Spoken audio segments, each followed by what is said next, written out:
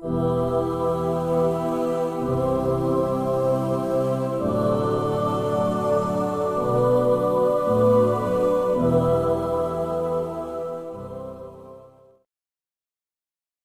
juga seorang ibu. Di sini banyak kaum ibu. Wahai para ibu-ibu, kalian adalah madrasatul ula. Kalian adalah madrasah pertama. Kalian adalah pengajar pertama. Muallibah, mudarrisah, muaddibah. Kalian muallimah. Kalian adalah pengajar. Kalian adalah pendidik pertama bagi putra-putri kalian. Bagus buruknya anak tergantung dari kalian sebagai ibu. Makanya Allah Subhanahu wa taala berfirman dalam Al-Qur'an, "Nisa'ukum harsul lakum." Wanita-wanita kalian adalah ladang bagi kalian.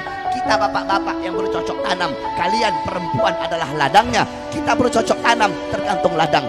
Kalau kita bercocok tanam di ladang yang baik, di ladang yang subur, hasilnya bakal baik, hasilnya bakal bagus, hasilnya bakal indah. Tapi kalau kita bercocok tanam di ladang yang rusak, ladang yang kering kerontang, ladang yang tidak subur, tanahnya kering, maka tanamannya hasilnya rusak, hasilnya bagus, tidak akan berbuah. Bagus buruknya anak tergantung dari kalian seorang ibu. Makanya ibu-ibu, Hadramut melahirkan para ulama, melahirkan para aulia, melahirkan para asfiya. Itu tidak terlepas dari kepribadian wanita-wanita yang ada di sana. Ibu-ibu tahu, wanita di Hadramut seumur hidup keluar rumah cuma 3 kali, saudara-saudara. Pertama, ketika mereka masih kecil, keluar bersama orang tuanya. Kedua, ketika mereka nikah, keluar dari rumah orang tua ke rumah suaminya. Ketiga, ketika mereka mati, ketika mereka wafat, dibawa ke kuburnya. Makanya tidak heran wanita di sana sibuk tiap hari untuk mendidik anak-anaknya.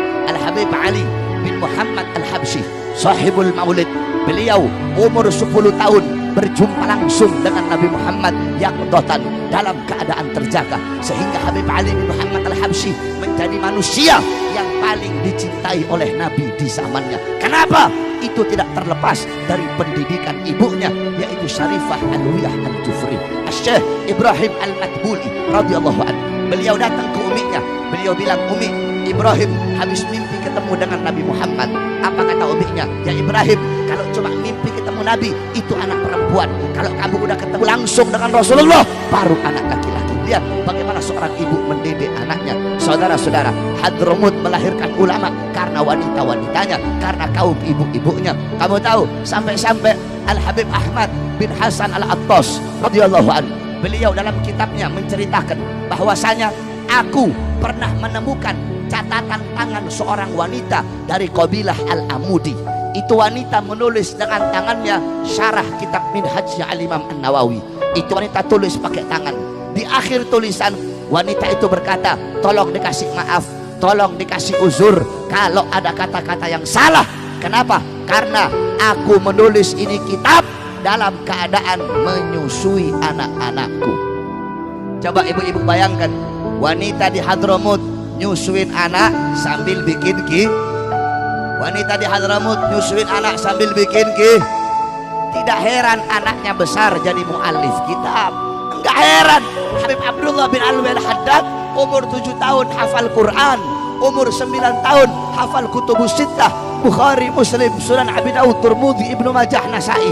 Umur 11 tahun hafal Kutubul Ghazali, Ihya Ulumuddin, Bidayatul Hidayah, Minhajul Abidin, Mukasyafatul Qulub, Miyarul Ilm. Tidak heran. Kenapa? Itu tidak terlepas dari pendidikan ibu-ibu beliau. Bayangkan wanita di Hadramut nyusuin anak sambil bikin kitab. Gak heran anaknya besar jadi pengarang kitab. Ibu-ibu kita nyusuin kita sambil dengar lagu dangdut. Akhirnya besar kita jadi tukang dangdut, saudara-saudara. Itu wanita-wanita di Hadramut. Begitu mereka luar biasa mendidik anak-anak mereka dengan pendidikan Nabi Muhammad sallallahu alaihi wasallam. Makanya nggak heran ibu-ibu di Hadramut sana, tukang pasar yang orang-orang dagang di pasar, mereka tidak boleh dagang di pasar kalau belum hatam 4 kali kitab Minhajnya Al-Imam An-Nawawi. Jadi di Hadramut itu tukang jualan ikan, jualan tahu, jualan tempe, udah 4 kali hatam kitab Minhaj. Kalau nggak hatam 4 kali, nggak boleh mereka jualan di pasar.